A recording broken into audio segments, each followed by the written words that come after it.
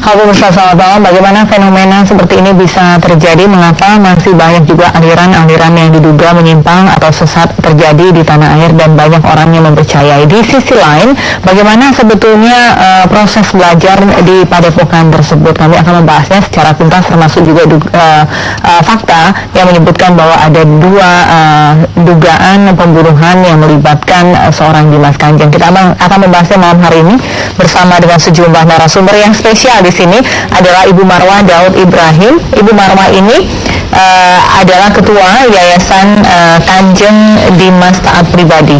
Selamat malam Bu Marwah. Assalamualaikum warahmatullahi wabarakatuh. Waalaikumsalam warahmatullahi wabarakatuh. Kita tahu Bu Marwah juga terkenal sebagai salah satu cendekia Muslim, begitu mantan ketua DPR, begitu termasuk juga tokoh dari Sulawesi Selatan dan juga sangat dekat dengan Presiden ketiga Republik Indonesia. Seperti itu ya Bu Marwah. Lalu kemudian saya akan perkenalkan yang lainnya. Di sebelah Bu Marwah adalah Pak Abdul Mufti, Sekretaris Pimpinan Pusat Muhammadiyah, PP Muhammadiyah. Pak Abdul Mufti, selamat malam. Assalamualaikum warahmatullahi wabarakatuh. Waalaikumsalam warahmatullahi wabarakatuh. Ada Ketua Komisi Dakwah MUI Bapak Kiai Haji Holil Nafis. Pak Holil, selamat malam. Selamat malam. Assalamualaikum warahmatullahi wabarakatuh. Waalaikumsalam warahmatullahi wabarakatuh. Dan yang terakhir adalah anggota Dewan dari fraksi PKS, Wakil Ketua Komisi 8 DPR RI, Pak Iskan Kolbalubis. Assalamualaikum. Waalaikumsalam warahmatullahi wabarakatuh. Iya. Salam sejahtera untuk kita semua. Iya, terima kasih sudah hadir semuanya di Pro dan Kontra. Saya mengawali kepada Anda dulu Bu Marwah. Sebelum saya ingin berangkat dari faktualnya saja dulu begitu, bahwa seorang Dimas Kanjeng ini ditangkap oleh pihak kepolisian Polda Jawa Timur karena dua tuduhan begitu, dugaan pembunuhan, dan yang pertama adalah yang kedua adalah aliran sesat, seperti itu. Dugaan pembunuhan terhadap santrinya, bisa dibilang begitu, Ismail Hidayat dan Abdul Ghani. Anda mengetahui dua orang yang kemudian ditemukan meninggal ini? Bu Marwah, Anda mengenalnya di padepokan tersebut? Saya kenal. Ya, dan kaget dan termasuk ikut membuka bahwa proses itu terjadi. Tidak seharusnya itu terjadi. Dan juga di BAP ya, saya sempat menanyakan kepada pengacara yang mendampingi beliau selama persidangan atau selama di penyidikan di sana di Polda, dan hasilnya juga mengatakan bahwa dia menyampaikan hal yang sama, menyesalkan ini terjadi dan tuduhan itu di pengakuannya tentu saja bahwa tidak mengakui sebelumnya. Tapi karena ini sudah masuk ranah hukum, saya kira sudah kita serahkan ke hukum dan biarlah prosesnya berlangsung dan hasilnya nanti kita ikuti bersama. Oke. Saya yakin bahwa Allah Maha melihat, Allah Maha mendengar, dan ya kita menunggu proses kebenaran itu terjadi. Iya. Seberapa dekat Anda dengan saya yakin kalau seorang ketua yayasan begitu ya, pasti punya power, punya pengaruh begitu, dan cukup dekat dengan para santri-santri lain di padepokan tersebut, seperti itu. Seberapa dekat Anda dengan dua orang korban ini begitu, dan kapan terakhir Anda berkomunikasi? Kalau duanya saya nggak terlalu dekat ya, tapi kenal. Nah, intensitas saya sebenarnya kalau kita lihat ini padepokan ini sebenarnya itu tempat kumpul aja. Jadi biasanya di awal-awal tuh paling sekali sebulan atau kadang-kadang sekali 3 bulan kumpul. Nah, karena banyak anggotanya atau santrinya itu berasal dari luar kota, nah biasanya datang hanya ikut acara saja. Saya misalnya kalau datang itu pagi berangkat, siang tiba di sana, atau berangkat siang, malam sudah tiba, ikut istighosa, paling 2-3 jam, dan bisa lagi. Jadi orang yang aktif di sana adalah orang yang bekerja, orang yang berprofesi. Jadi ada teman-teman yang terakhir, walaupun kita kan kumpulnya jarang ya, datang pulang, jadi interaksi sangat terbatas. Tapi terakhir ketika beliau diberikan gelar oleh Asosiasi Kerajaan dan Kesultanan Indonesia, itu Januari tahun ini, dengan intensitas kegiatan bertambah. Dan ada perbedaankah macam kegiatannya yang awalnya istighosa terus kemudian akhirnya ada plus kegiatan yang lain? Ya, hampir sama. Ya, kalau istighosanya Saya juga vocabulary istighfar saya itu ya mohon pertama pada Allah itu juga saya tahunya waktu, walaupun saya nggak perlu menyebut ya, tapi terus terang saja memang waktu saya Gus Dur dulu suka ngajak ya setelah pencalonan wakil presiden itu, saya baru tahu oh iya biasa diikut dan kurang lebih sama, hampir sama. Nah istilahnya di sana yang beda mungkin salawatnya yang paling sering adalah salawat Maria. Tapi ya mungkin teman yang ikut ya habis sholat itu ya. Dan salawat Mariahnya juga seperti salawat Mariah pada umumnya. Tidak ada yang kemudian berubah. Itu tambahan terakhir itu yang ini adalah yang hasbunallahu wa ni'mal wakil, la haula wala quwwata illa billah. Jadi saya tidak melihat apa program itu yang saya tahu, itu yang saya ikuti. Saya tidak tahu kalau di balik itu ada, tapi seperti itu yang dilakukan. Dan setelah ada jumenengan atau penganugerahan, itu memang intensitas kegiatan bertambah, dan 3 bulan atau 4 bulan terakhir itu kalau selama ini hampir tidak ada atau sangat sedikit intensitas kegiatan kejahatan itu saja. Nah kegiatan yang intens itu terutama perencanaan program. Nah kebetulan saya juga di tim program. Jadi, Anda mengenal Dimas Kanjeng ini sejak 2011 begitu, tapi Anda mulai menjadi ketua yayasannya kapan? 2016. Dan itu karena apa akhirnya mau menjadi ketua yayasan? Saya buat programnya bagus, program-program yang kita susun. Jadi misalnya gitu. Singkat saja sebelum kita break, programnya apa yang paling menjadi key-nya? Golden programnya apa? Jadi saya punya visi ya, saya dari dulu bahwa Nusantara ini insya Allah akan memimpin peradaban. Saya punya feeling, sejak di Amerika saya punya feeling itu. Dan teman-teman yang kumpul di sana adalah teman-teman yang ketika kita berbicara tentang hal yang sangat luar biasa. Jadi misalnya ada teman dari Telkom, bekerja di Telkom, dan berpikir, masa iya sih kalau dulu aja kita sudah punya satelit sendiri, sekarang kita kenapa enggak? Nah kita susun program seperti itu. Ada teman dari Angkatan Laut misalnya, nah itu saya bukan namanya, itu anak cerdas banget. Dan dia bilang, masa tidak bisa kita punya kapal induk yang besar dari Amerika? Jadi mereka kalau ditanya pendepokan apa, saya berpikir, jangan-jangan ini pendepokan perencanaan masa depan Indonesia. Dan itu juga perintah bahwa kita harus misalnya rutin menyanyikan 3 lagu, yakni lagu Indonesia Raya, kemudian Malita Genta dan Padamu Negeri. Dan kuncinya adalah negeri ini kalau tidak kita buat program yang sangat ataupun grand design yang bagus, akan jalan stagnan. Itu habis dengan apa ya? Rakyat tidak dapat apa-apa, kamu harus makin besar, asing menyerbu. Nah itu kita lagi kesana. Jadi Anda merasa diwadahi ya oleh Padepokan Dimas Kanjeng. Dari teman berpikir sama dengan apa yang saya pikirkan selama ini. Namun mengapa lalu kemudian kita harus break? Namun mengapa kemudian tiba-tiba ada yang mengatakan, bukan tiba-tiba ya, banyak yang mengatakan ini aliran sesat, lalu kemudian ada yang bisa Kanjeng Dimas ini bisa menciptakan uang dan lain sebagainya, melibat gandakan dan seterusnya. Nanti kita akan membahasnya bersama usai jeda berikut ini. Tetaplah bersama kami. Kembali di Pro dan Kontra, saya ke MUI, Pak Holil Nafis. Kawan-kawan Anda sudah ke TKP begitu ya, ke Padepokan, bukan ke TKP, ke Padepokan tersebut begitu. Bisa diceritakan, pasti sudah banyak sekali mendapatkan informasi mengenai sebetulnya apa yang terjadi di sebuah Padepokan yang katanya mengajarkan agama, bahkan ada multi agama, tiba-tiba ada kegiatan-kegiatan yang bisa dikatakan menyimpang dan ada pengadaan uang tersebut. Besok insya Allah teman-teman atau para kiai dari Jawa Timur akan ke Jakarta. Ketepatan rutin itu pimpinan harian rapat Selasaan. Insya Allah dari Jawa Timur akan hadir ketuanya sendiri dan juga tim yang di lapangan. Yang kita temukan di lapangan ini sama dengan sampaikan oleh Bu Marwah. Sebenarnya bukan orang datang untuk menuntut ilmu agama asalnya, tapi lebih kepada kumpul-kumpul bagaimana mereka mensejahterakan secara umum. Lalu kumpul-kumpul itu apa ini kok, daripada kita nganggur diisi apa? Ini kan ada yang sudah sholat, ada yang belum sholat, bahkan mungkin ada yang non muslim. Itu realitanya. Kalau gitu kita istighosa saja. Nah tapi di istighosa itu ditemukan juga namanya orang bayar mahar. Lalu mereka beli kayak semacam kartu 1000 manfaat. Ada uang yang bisa mendatangkan lebih. Awal-awal namanya 1 juta, besok datang akan 3 juta gitu. Tapi setelah bayar berkali-kali, berikutnya tuh ngadat gitu. Berarti sudah ada ya korban-korban seperti itu yang ya, kecewakan? Saya melihatnya laporan seperti itu yang kita terima, jadi kita belum putuskan seperti itu. Tapi kalau bacaannya untuk sementara ini masih tingkat mirip-mirip dengan istiqosa. Kan istiqosa itu kalau istilah kami di NU itu kan memohon kepada Allah secara bersama-sama tentang satu masalah bagaimana bisa selesai. Bacaannya masih bisa ditoleransi. Ya, kita bacaan masih toleransi sementara ini. Belum final ya, kemarin kita baru dapat laporan seperti itu.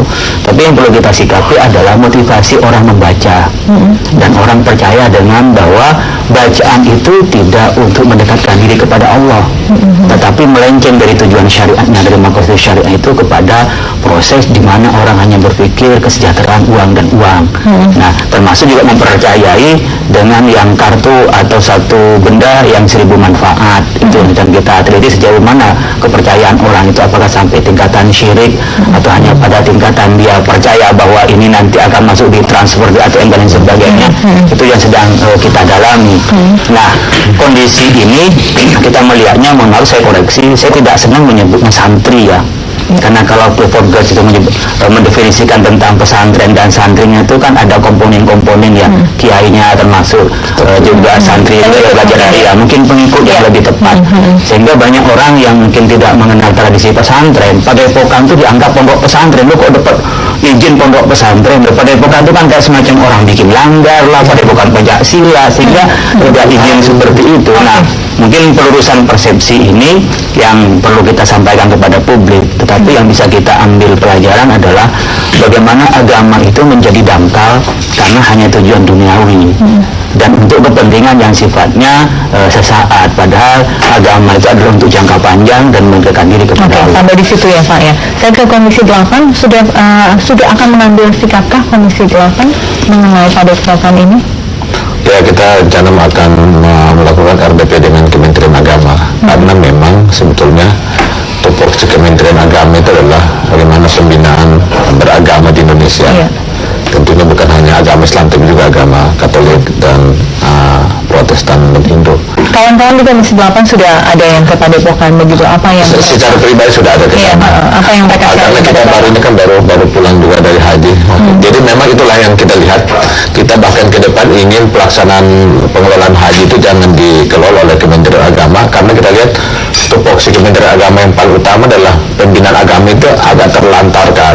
Seperti ini kan seharusnya tidak sempat meledak seperti ini, seharusnya sudah diantisipasi.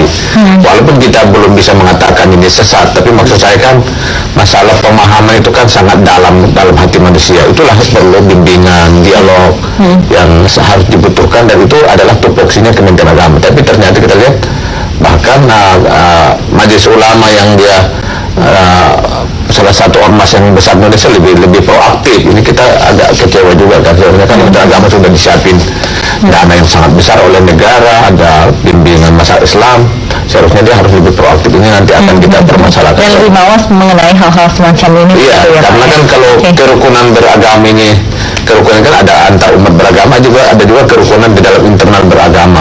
Katakanlah umpamanya di dalam Islam itu sendiri, ketika ada sesuatu yang dalam tanda kutip yang agak aneh-aneh bagi masyarakat, itu kan perlu dijelaskan, atau perlu mungkin ada yang pemahaman yang kurang tepat dengan santun, dengan penuh rasa sayang gitu. Orang-orang seperti itu kan, katakanlah dalam tanda kutip orang itu mungkin dia mendapatkan informasi yang kurang tepat, tiba-tiba dia agak menjauh dari Islam yang moderat yang kita pahami selama ini, yang dipahami oleh Muhammadiyah NU dan Majelis Ulama. Ketika agak jauh dari moderat itu kan kita tidak harus meninggalkan dia, bahkan tidak perlu harus semua memusuhi dia, tapi perlu dibimbing, perlu diarahkan, perlu dialog lah minimal dengan mereka.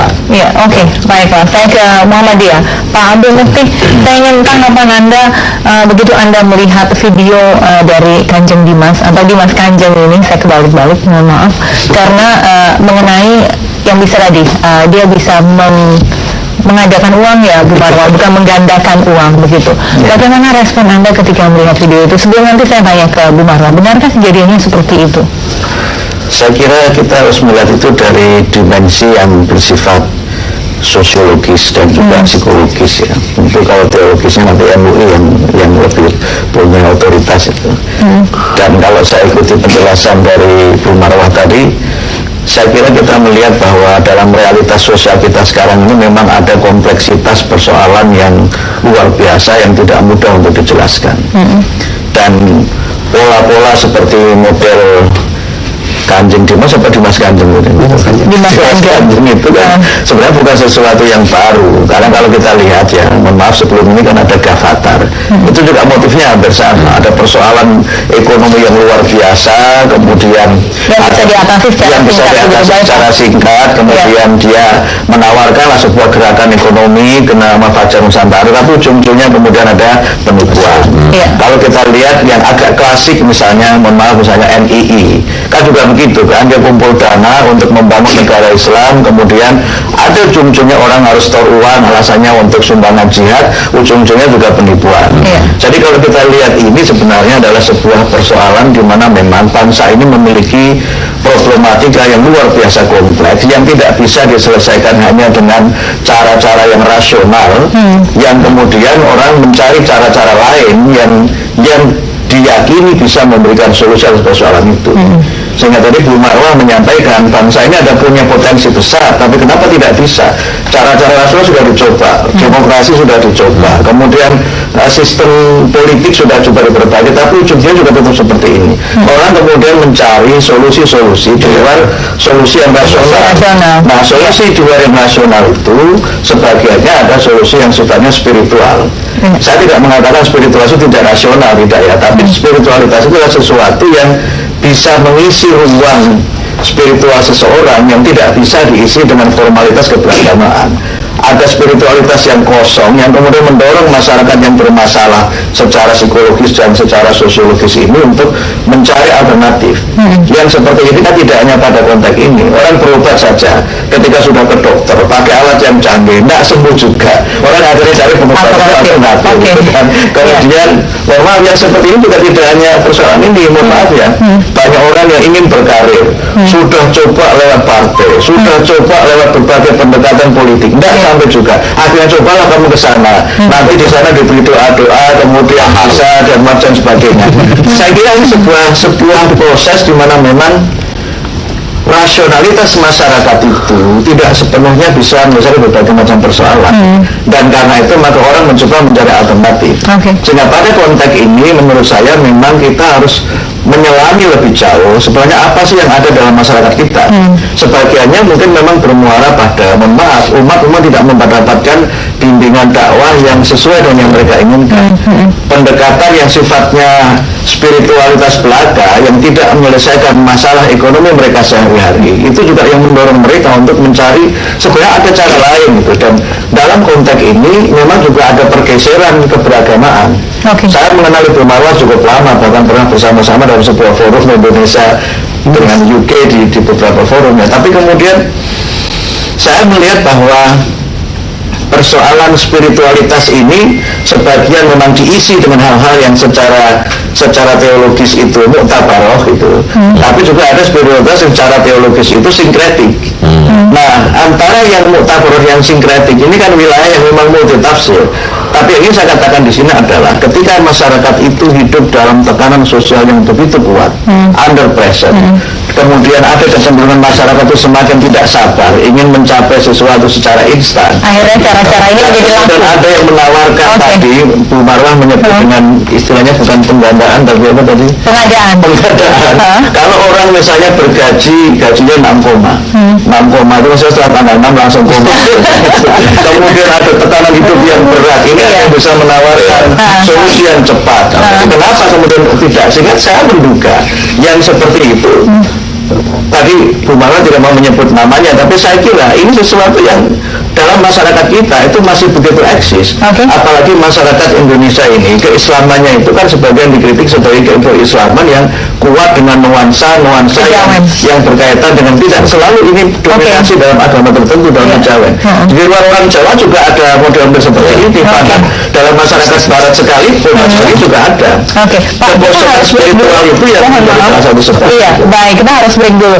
Intinya adalah ketika terus itu hanya kekosongan spiritual begitu, tidak mengganggu halayak ramai, lalu kemudian tidak menimbulkan dugaan penipuan, itu masih tidak masalah. Tidak ada ranah-ranah negara yang harus kemudian mengisi begitu ya, atau kemudian melarang. Tapi kemudian kalau itu kemudian menjurus pada penipuan begitu, dan terus kemudian banyak orang yang menjadi pengikutnya, itu yang kemudian berawal menjadi masalah. Kita akan membahasnya sesaat lagi. Kita kembali di Pro dan Kontra. Kita sudah mulai on air lagi nih Bapak dan Bu Marwa. Bu Marwa, yang paling membuat bombastis hal ini adalah ketika ada video YouTube yang terus kemudian menggambarkan bagaimana Dimas Kanjeng ini bisa menggandakan uang. Kita awalnya mengatakan, dan Bu Marwa bilang bukan menggandakan uang tapi mengadakan uang. Anda berada pada saat peristiwa itu terjadi dan terus kemudian ada yang merekam. Bagaimana sih bisa diceritakan? Jadi saya ini menceritakan fakta. Iya. Dan menurut saya jangan kita cepat menjudge ini negatif atau positif. Faktanya begitu aja. Jadi apa yang kemudian itu kapan Bu? Di malam hari? Yang saya malam hari, ya siang hari. Dan di awal-awal itu siapapun bisa memfoto, siapapun bisa mengambil video, tapi dengan catatan tidak usah diupload. Iya. Tapi ternyata ada yang lolos, dan itulah yang sebenarnya digambarkan, diviralkan, lalu kemudian ditambah-tambah gitu. Kalau mau payah, ini ada penggandaan namanya ini. Jadi lebih faktanya tidak seperti itu. Nah, faktanya adalah yang di YouTube itu betul. Maksudnya saya nggak mengundang itu. Itu fakta yang saya saksikan dan puluhan, ratusan, ribuan yang menyaksikan. Jadi awalnya ya segepok dana yang diperlihatkan itu. Tapi kemudian misalnya di suatu hari istighosah besar gitu, lalu kemudian ya ada peti ya yang kemudian berisi uang. Lagi-lagi saya nggak mau ini dinilai, jangan ini benar, ini salah, itu tapi faktanya seperti itu. Iya. Anda cukup saya biasanya ditanggung ketika acara itu berapa. Iya, karena ada ketua yayasan dan saya belum ketua yayasan, tapi saya sudah biasa ikut langsung, dan biasanya dan beberapa orang itu biasa ikut memberi sambutan-sambutan. Iya.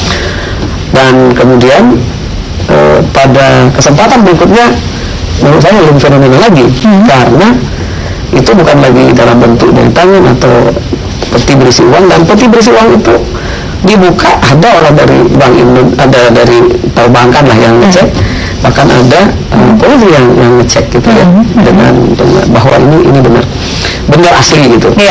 Nah, yang ketiga itu ya bentuknya di ruangan. Nah, seperti yang dilihat di sekarang beredar itu lagi dihitung dalam membatas awan. Dan saya ketemu kemarin orang di Jawa Timur juga. Itu biasa Bu di sini. Tapi biasanya untuk pesantren masing-masing. Tapi yang membedakan ini adalah jumlahnya cukup lumayan begitu ya. Yang Anda lihat uang itu tiba-tiba muncul dari tangan Dimas Kanjeng. Itu yang kalau yang dari tangan ya. Sekali lagi nggak usah kita menjudge, tapi fakta fenomena yang terjadi seperti itu. Jadi dari tangan, kemudian ada dari peti, kemudian ada dari di ruangan gitu. Oke, baik. Saya ke Pak Holil dulu. Pak Holil, apa yang Anda bisa komentari mengenai itu? Faktanya memang ada uang yang terus kemudian diadakan begitu ya? Ya, kalau itu di belakang punggung dan lain sebagainya, bagaimana? Ya, sebenarnya kan ada seperti itu memang bisa. Ya, teorinya ada beberapa kemungkinan ya. Makanya kan kalau mau dicoba kita bisa saksikan. Yang pertama mungkin kecepatan tangan kayak sulap, bisa saja. Tapi bisa juga dengan kekuatan jin itu. Kekuatan jin ada dua. Ada mungkin memang orang ditipu matanya, sehingga yang tampak bisa yang lain. Kalau contohnya dengan Nabi Musa itu seperti tongkat ular. Tapi ada juga yang mindah. Jadi kayak modelnya Ratu Balkis itu mindah. Jadi kecepatan memang cepat dia. Jadi memang di sini diambil ke sini. Dia mungkin ngambil uang dari mana dipindahkan ke sini, ada kemungkinannya. Nah, biasanya elaborasi dengan jin begini secara teologi, secara akidah ini pasti jin yang kafir.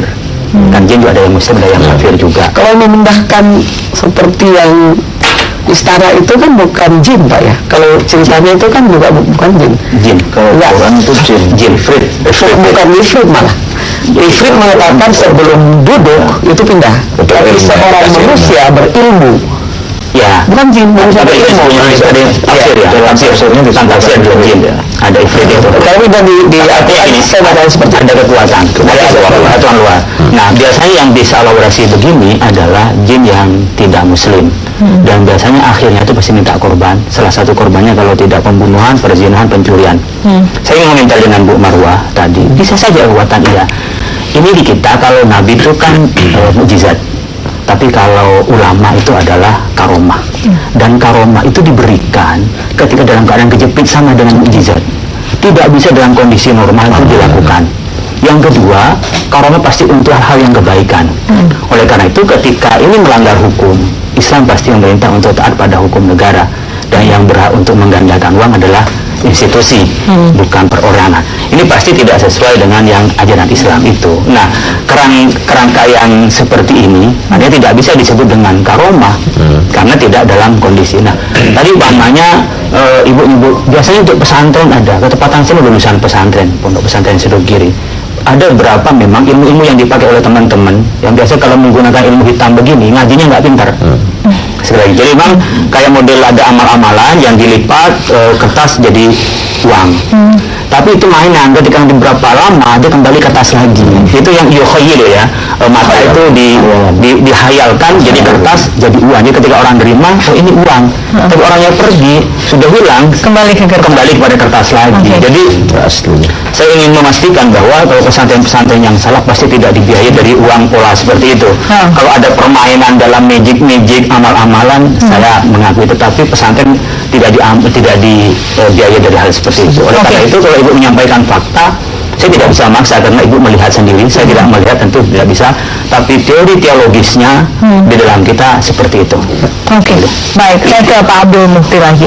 Pak, ini bukan sembarang orang. Bu Marwah bukan orang yang sembarang begitu kita angkat. Tapi dengan apa yang track record Bu Marwah selama ini, kata Bu Marwah juga ada beberapa orang-orang terpandang begitu secara keilmuan, mungkin juga secara akidah begitu, yang akhirnya menjadi pengikut dari sebentar saya ikut hanya Rasulullah gitu loh. Iya. Santri mungkin bukan santri atau nyantri katanya teman Jawa. Tinggal situ kemudian belajar. Dan kalau dikoreksi ya bisa kita ganti juga. Oke. Jadi ini bukan sembarangan orang-orang yang menjadi santri atau pengikut dan seterusnya itu. Ini bagaimana ya negara harus menyikapi begitu? Saya kira masyarakat ini harus kita berikan optimisme bahwa berbagai macam persoalan itu bisa diselesaikan dengan cara-cara yang rasional. Sebab kalau kita mencari cara-cara yang secara logical itu tidak bisa dijelaskan, itu juga memang akhirnya menimbulkan masalah lagi. Saya kira ini persoalan yang memang memerlukan kesabaran kita untuk menyelesaikan persoalan secara persisten dan konsisten. Karena kesabaran itu justru diperlukan ketika kita tidak sekedar dalam keadaan sedang tertimpa musibah, tapi ingin mencapai sesuatu dengan cepat, dengan instan. Itu juga sebenarnya sesuatu yang agama tidak membolehkan. Dalam sebuah hadis disebutkan ketergesa-gesaan itu kan temannya setan. Nah, cara instan untuk bisa menyelesaikan masalah ekonomi dengan misalnya pelipat gandaan uang itu bukan cara yang memberikan solusi yang well grounded. Dengan segala hormat misalnya, kalau mereka kita beri uang misalnya, tapi tidak kita berikan pekerjaan, mindset mereka tidak kita cerahkan, tidak berikan kita optimisme bahwa mereka harus mematuhi hukum, tidak kita berikan optimisme bahwa demokrasi yang kita pilih ini adalah jalan terbaik untuk kita menjadi negara yang makmur, negara bermartabat, maka akhirnya kemudian orang mencari cara-cara lain di luar jalur-jalur yang sesuai dengan apa yang seharusnya. Tapi orang-orang ini bukan orang sembarang, betul, Bapak.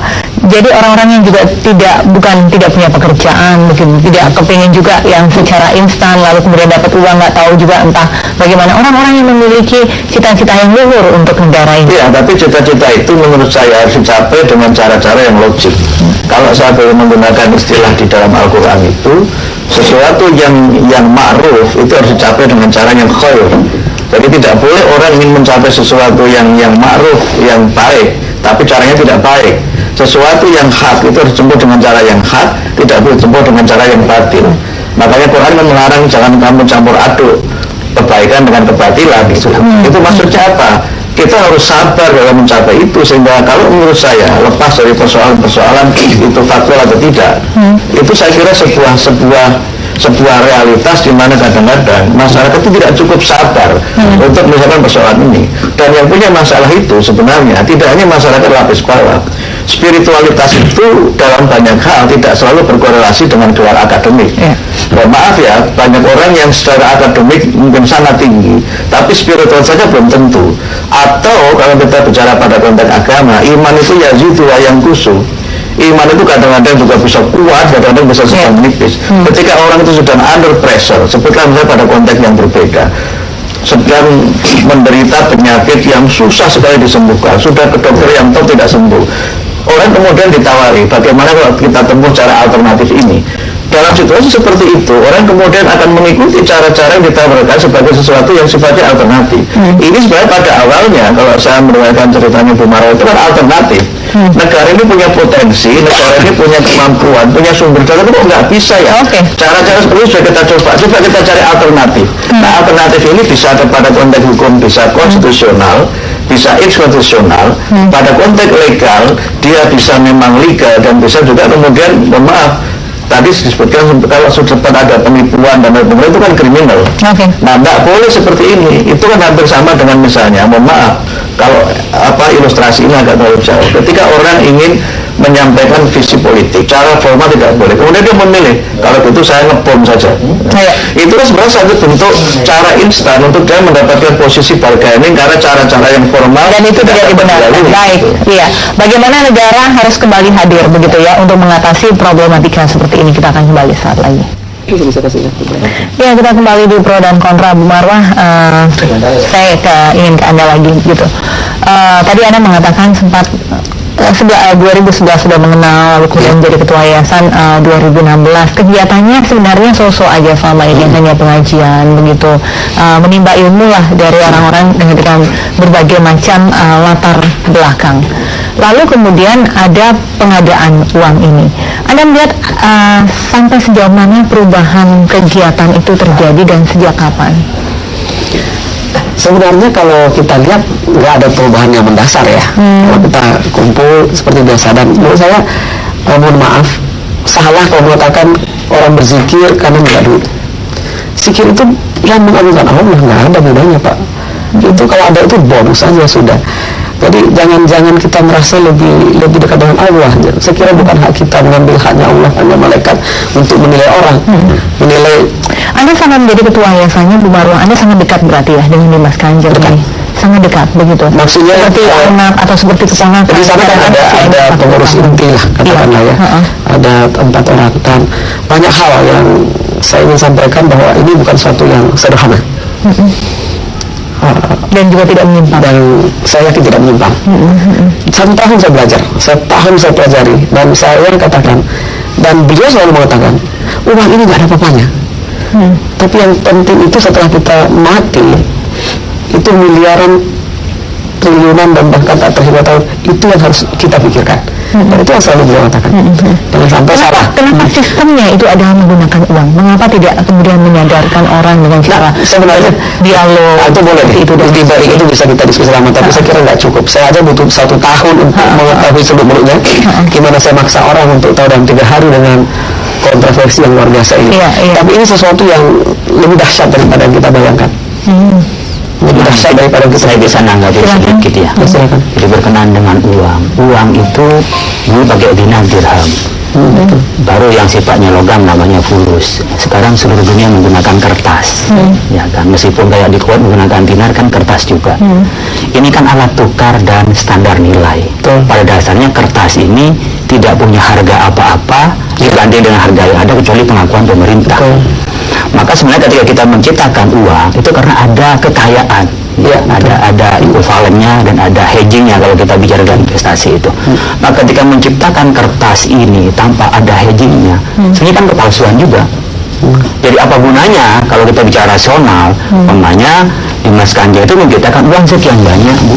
Bukan menciptakan, mengadakan lah kan, mengadakan. Tadi penggandaan enggak, jadi mengadakan uang. Ya anggaplah benar. Satu, dia menyalahi undang-undang. Yang kedua, backup kekayaan itu kan nggak ada, karena dia ada dengan sendirinya, tidak sesuai dengan ukuran sebagaimana kita ukur kebutuhannya. Nah, buat apa sebenarnya menciptakan lembaran uang itu di luar kekayaan kita. Jadi bukan secara ekonomi lah kalau kita untuk membangun peradaban lah. Saya juga ingin tanya mengenai dari sekian banyak orang yang menurut Anda sangat adore dengan Dimas Kanjeng ini. Biasa-biasa aja, begitu bersimpati dan seterusnya. Ada beberapa yang kemudian sudah mulai berkata saya adalah korban. Begitu, saya sudah setor, begitu, saya sudah kasih mahar dan seterusnya, tapi ternyata uang saya tidak kembali. Bagaimana Anda menurut saya itu memang tidak mengikuti seluruh proses dengan benar. Kalau proses yang benar di sana, bahwa ini ada amanah dititip, ada yang harus dilakukan oleh orang yang beriman. Istighosah itu dengan menyetor uang juga. Bagian dari masuk itu biasa aja. Masuk organisasi kan ada namanya pendaftaran, ada namanya iuran, itu biasa. Kalau koperasi kan namanya simpanan pokok, simpanan wajib, simpanan sukarela. Kalau ini yang istilahnya mahal, sama saja. Kalau Anda masuk ke sistem itu biasa. Nah, di sana dikatakan dua hal. Pertama, ini memang ada yang kebutuhan-kebutuhan, baik itu yang mungkin fisik maupun non fisik dan memerlukan dana. Nah, proses ini beliau pun mengatakan mungkin saya tidak tahu berapa lama, langkahnya pun saya tidak tahu, tapi saya mengikuti apa yang harus saya ikuti, kata beliau. Nah, kemudian di perjalanan ini semua tercatat, berapa dana yang Anda masukkan, sehingga pada waktunya kalau memang diperlukan, tidak mau sampai di ujung, itu bisa Anda minta. Dan itu terjadi. Misalnya seseorang mengatakan, saya pikir bisa selesai dalam waktu setahun misalnya, ternyata sudah tahun kedua ini kok enggak. Oh, bisa berapa dananya?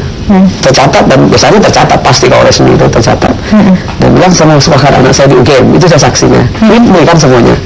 Kemarin kan ada di TV juga, ada di TV saya masukkan.